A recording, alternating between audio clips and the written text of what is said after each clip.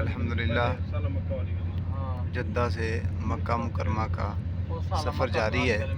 اللہ تعالیٰ ہماری دل کی کیفیت کو جانتا ہے کہ دل کی کیفیت کیا ہے۔ ایسے لگ رہا ہے جیسے ان پہاڑوں کے ساتھ، ان جگہوں کے ساتھ ہمارا بڑا گہرا رشتہ ہے۔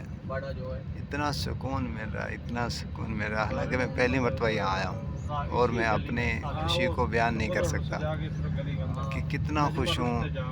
یہ پہاڑ ہیں، حالانکہ یہاں آبادی نہیں ہے، بہت کم آبادی ہے، لیکن ایسے دل خوش ہے یہاں۔